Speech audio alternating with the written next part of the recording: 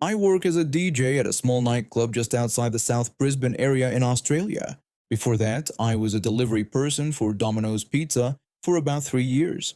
That job had its ups and downs, but nothing prepared me for the entitled woman I met during that time. After losing my job during the pandemic, I was unemployed for a whole year. Getting back to DJing was such a relief. I love creating the perfect atmosphere for people to have a good time. That night 2 weeks ago started like any other. The club was packed with people dancing, drinking, and enjoying themselves with friends. The vibe was electric, and I was in my element behind the decks. Then I spotted her. In the corner of my eye, I noticed a large woman who looked to be in her late 30s or early 40s. Something about her seemed familiar, but I couldn't place her at first. When she turned around and I saw her face clearly, my stomach dropped. It was the same anti-vaccination woman who had insulted me for being on the autism spectrum during a delivery 2 years earlier. For a split second, I thought about getting some revenge, but that's not who I am. I decided to let bygones be bygones and focused on keeping the crowd happy instead of pursuing my own selfish goals. About an hour or two later, I noticed something concerning happening in the corner of the club. We have this bouncer, let's call him Stale Marshmallow. He's this 6'4" Aboriginal man built like a tank who looks intimidating, but is actually incredibly kind and gentle, hard on the outside, soft on the inside, hence the nickname he proudly embraces. Stale Marshmallow was standing in the corner, looking uncomfortable as the same woman I'd spotted earlier was trying to grope him and kiss him. Now, Stale Marshmallow is a husband and father of four who holds traditional beliefs about marriage. He believes in absolute faithfulness to his wife, which we all respect. The problem was that Stale Marshmallow isn't confrontational with women in the club and usually relies on other bouncers to handle such situations. Unfortunately, no other bouncer had noticed what was happening, so I was his only hope. According to club policy, DJs can stop the music if they witness any misconduct or potentially dangerous situations. I stopped the music, which naturally disappointed everyone. I grabbed the microphone and politely asked the woman to stop groping our bouncer in the corner. When she realized I was talking to her, she screamed back with an angry insult, telling me to get lost but using a much ruder word. The crowd turned against her, shouting threats and verbal abuse until she finally backed off. Stale Marshmallow came up later to thank me for the intervention. You might think that's where the story ends, but if it did, I wouldn't be sharing this. About an hour later, everything had returned to normal. People were dancing and having fun again. When I was mixing tracks, I noticed the woman standing motionless in the crowd. Not dancing, just staring at me with a glass of whiskey in her hand. The next thing I knew, she threw her glass directly at me, hitting me right in the eye. Thankfully, my eye is fine because part of my stage outfit includes LED goggles and a mask, which protected me, but it still hurt terribly. I immediately stopped the music and everyone turned to see me in pain. At least I think they did. My eyes were closed from the impact. Stale Marshmallow and two co-workers, one of our bartenders, and another bouncer who happens to be the owner's son-in-law, rushed to help me. The bouncer had seen what happened and yelled out, demanding to know who had thrown the glass. The room went silent as people started looking around. I told him to check the security cameras and call the police, confirming I had seen who threw the glass. The bartender ran to get a first aid kit since I was bleeding. The glass had shattered against my goggles and cut my forehead. Stale Marshmallow had the exits closed, so no one could leave. Despite the bartender's concerns, I stood up, grabbed the microphone, and talked to the crowd. I asked the crowd who would throw a glass at a DJ and then told them I had seen exactly who did it. Some guys in the crowd cheered me on as I scanned the room for the woman. When I spotted her, I pointed directly at her. I told everyone that she was the one who threw the glass and that this wasn't our first meeting. I explained that I used to work at Domino's Pizza and had once delivered to this woman who had abused me for having Asperger's syndrome and being autistic. The room turned on her with people cursing her out. At first, she looked confused. I reminded her of my first words to her, how I had politely said sorry for not making eye contact due to my Asperger's syndrome. Her face turned pale white as she finally remembered me. I told her that insulting someone with a disability wasn't right and that I never got to stand up for myself back then. But now I finally could tell her exactly what I thought of her behavior. I then turned around and sat back down. The room turned against her, and when she tried to run for the door, Stale Marshmallow and another bouncer stopped her. The police came, reviewed the security footage, and confirmed she was the culprit. I pressed charges and we have a court date next week. She's being charged with aggravated assault, damage to private property, and attempted manslaughter. You see, the security footage showed something even more disturbing. Somehow she had sneaked backstage and poured alcohol all over a power plug connected to the speakers and my equipment. This could have started an electrical fire and killed me and others. We still don't know how she did it, but the owner is also suing her for that. But it doesn't end there. It turns out someone from her family was at the nightclub that night and recorded me calling her out. This family member later contacted me and shared two interesting facts. First, after showing the recording to their entire family, almost everyone decided to cut contact with the woman. Second, she's a married woman with an 18-year-old daughter. She was at the nightclub with her husband's co-worker as she had been sleeping with him and multiple other men. Now she's facing a divorce and two lawsuits. I guess it's true what they say, karma's a witch. I used to be a chiropractor before my life changed, involving a garbage truck and a long recovery. But that's another story. Back then, I sublet office space from an established doctor who I'll just call the doctor. When I first started working there, he seemed friendly and professional, but it didn't take long to see behind the mask. The doctor was a textbook narcissist with control issues that would make a dictator blush.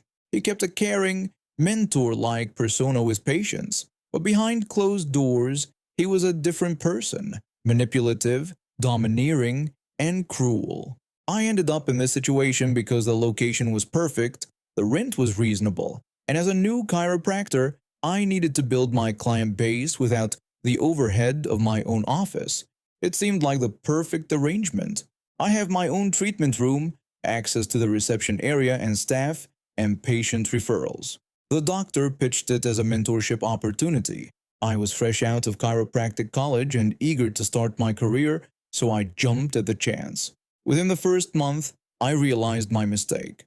The doctor monitored everything I did, how I arranged my treatment room, which techniques I used, even how long I spent with patients. He'd give suggestions that were commands. If I didn't implement his ideas exactly as he wanted, he'd become passive-aggressive or hostile. There were two things about the doctor that stood out beyond his controlling nature. First, he had an unhealthy obsession with the Holocaust. He collected graphic historical books on the subject and would read them repeatedly. While he was smart enough not to bring this up with patients, I had to listen to his lengthy rants about German atrocities almost daily. Often he would describe disturbing details about concentration camps, and when I suggested that these weren't appropriate topics before seeing patients, he would insist people needed to remember such things. He would declare that the German government was evil then and remained evil now, complaining that nobody talked about it enough. His second obsession was street racing. He owned multiple Porsches that he'd raced through dangerous mountain roads. These weren't casual Sunday drives. He regularly pushed 100+ miles per hour on narrow, winding roads where even 45 miles per hour could be risky. People died on those roads all the time, mostly cyclists and motorcyclists who had the bad luck of sharing the road with reckless drivers like him. He would boast about taking his new 911 Turbo up to Bear Ridge and hitting 110 miles per hour on a dangerous S-curve by a lookout point. When I mentioned that a cyclist had been killed there just the previous month, he dismissed it by saying it was their fault for being on such a road, adding that quick reflexes were needed up there. He'd brag about these driving adventures constantly, oblivious to the contradiction between his outrage over historical atrocities and his disregard for human life on the road. For months I put up with his behavior while looking for another office space. The final straw came during a professional development conference for chiropractors. I was seated at a table with a doctor, his wife, also a chiropractor, and several colleagues from the area. As usual, the doctor dominated the conversation. No matter what topic came up, he somehow steered it back to his favorite subjects. Eventually, he launched into another Holocaust rant, connecting it to modern Germany. He went on about how the German government today was just as evil as during the Holocaust, claiming nothing had changed and they just hid it better now. He looked around the table, seeking agreement from our uncomfortable colleagues. Then he asked what anyone could do about such a situation. This was my moment. I looked him directly in the eyes, and with a neutral expression, I suggested that he could start by not buying any more of their cars. His wife burst out laughing. She laughed so hard I thought she might fall out of her chair. Several other people at the table snickered or covered their mouths, trying not to laugh openly. The doctor's face turned red. His mouth opened and closed repeatedly like a fish out of water. He tried to speak but could only make a strange choking sound. For nearly a minute he sat there, unable to form words, probably the longest he'd been silent since I'd known him. After that incident, he stopped talking to me about both the Holocaust and his Porsches. Our professional relationship became strictly business, cold but quiet. He avoided being alone with me and kept conversations brief. 2 months later, I found my own office space and gave my notice. On my last day, as I was packing up my equipment, his wife stopped by when he wasn't around. She thanked me for my comment at the conference, saying it was perfect. She told me that in 20 years of marriage, she had never seen him speechless before, and added that he still got angry whenever she brought it up. I moved on to build my own practice, and while the doctor continued his controlling ways with new subtenants, I heard that his wife referenced German cars whenever he started to rant. I've been dating my girlfriend for almost 2 years now, and she's amazing, smart, kind, and incredibly strong despite everything she's been through. But there's one thing that constantly breaks my heart: the way her grandmother treats her. My girlfriend's grandmother has 2 children, my girlfriend's mother and her uncle. From day one, it was clear that the grandmother had a favorite. She dotes on her son and his children while treating my girlfriend and her mother like second-class family members. The favoritism is so obvious that even strangers notice it at family gatherings. What bothers my girlfriend the most is how her grandmother takes her food or drinks without asking and gives them to her cousin, the favorite grandchild. My girlfriend often buys her own food with money she's earned from her part-time job or her mother pays for it. But that doesn't stop her grandmother from helping herself and giving it away, leaving my girlfriend with nothing. Last month, my girlfriend worked hard for her final exams. She stayed up late studying, made flashcards, and gave up hanging out with friends to make sure she got good grades. Her mother promised that if she did well, she would take a day off work and they would go to her favorite restaurant that serves the best schnitzel in town. This was a big deal because her mother rarely gets time off, and my girlfriend was excited about their special day together. When the results came in, my girlfriend aced all her exams. Her mother kept her promise and scheduled a day off. They made reservations at the restaurant, and my girlfriend was counting down the days. The morning of their special day, my girlfriend was getting ready when her mother received a phone call. I could tell something was wrong from the look on her face. I asked her mother what was wrong. She told me that her grandmother had called and heard about their plans. The grandmother had decided she wanted to join them to celebrate her cousin's good grades too. My girlfriend was upset. This was supposed to be her special day with her mom, not another family gathering where she'd be overlooked in favor of her cousin. My girlfriend begged her mother to tell her grandmother no, explaining that this was supposed to be just the 2 of them. Her mother said she had tried, but the grandmother was already on her way to the restaurant with her cousin. When we arrived at the restaurant, the grandmother and cousin were waiting outside. My girlfriend took a deep breath and decided to talk to her grandmother directly. My girlfriend told her grandmother that while she was happy to see her, she and her mother had been planning to have a special lunch, just the 2 of them today. The grandmother accused my girlfriend of being selfish, insisting that family celebrates together. She added that the cousin had also gotten good grades and they wanted to celebrate together. They argued for a few minutes, but my girlfriend gave up. She didn't want to make a scene and her grandmother had already made up her mind.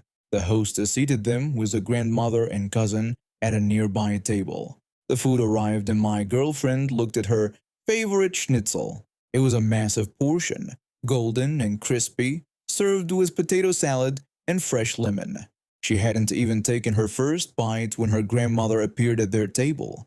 The grandmother said the food looked delicious and wanted to try some. Before my girlfriend could respond, her grandmother grabbed a knife from the table and cut off a huge chunk of the schnitzel, almost a third of it, and put it on a small plate she'd brought over. My girlfriend asked her grandmother what she was doing and pointed out that she hadn't even asked permission. The grandmother dismissed her concerns, telling her not to be stingy and saying she was just taking a little bit for her cousin to try. That was the final straw. Years of having her boundaries crossed, her feelings ignored, and her belongings taken without permission came rushing to the surface. My girlfriend stood up. My girlfriend shouted that her grandmother always does this, always takes what's hers without asking and gives it to her cousin. She said this was her special day with her mom to celebrate her grades, and her grandmother had ruined it. She grabbed her plate and slammed it down on her grandmother's table, sending food flying everywhere. Some of it landed on her grandmother's blouse and some on her cousin's lap. The grandmother was upset, asking how my girlfriend dared to do such a thing and complaining about her ruined clothes. The restaurant manager walked over. He asked what was going on. My girlfriend explained how her grandmother had taken her food without permission and ruined their special celebration. Other diners nearby spoke up, confirming they had seen the grandmother cutting off a large portion of my girlfriend's meal without asking. The manager told the grandmother that she would have to pay for the damage to the restaurant's property, as well as for her own meal and her granddaughter's. He said in his restaurant, they respect others and their property.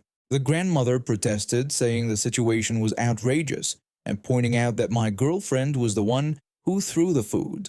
The manager said she had taken the food without permission.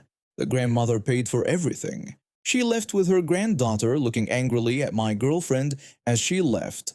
The manager brought my girlfriend a fresh schnitzel on the house, and she and her mother enjoyed the rest of their meal in peace. But the damage was done. The special day had been spoiled by the confrontation. For over a week, my girlfriend's mother didn't speak to the grandmother.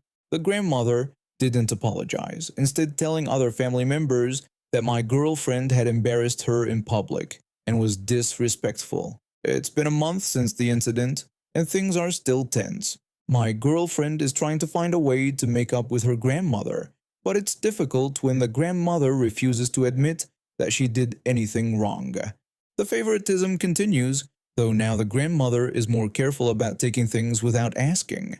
Despite all of this, my girlfriend stays positive. She doesn't let her grandmother's behavior bring her down. She focuses on her relationship with her mother, who has become more protective of their time together, and on her friends and other family members who treat her with respect and love. She continues to do well in school, pursue her hobbies like reading and hiking, and look forward to a future where she can set her own boundaries. She's learned from her mother's mistakes and plans to never play favorites if she has children of her own. I've been in the family plumbing business for nearly 2 decades. We handle anywhere from 200 to 400 homes yearly, both subdivisions and custom builds, plus commercial work and hydronic systems. My job keeps me mostly office-bound, purchasing materials, scheduling crews, dealing with customers, writing up quotes and contracts.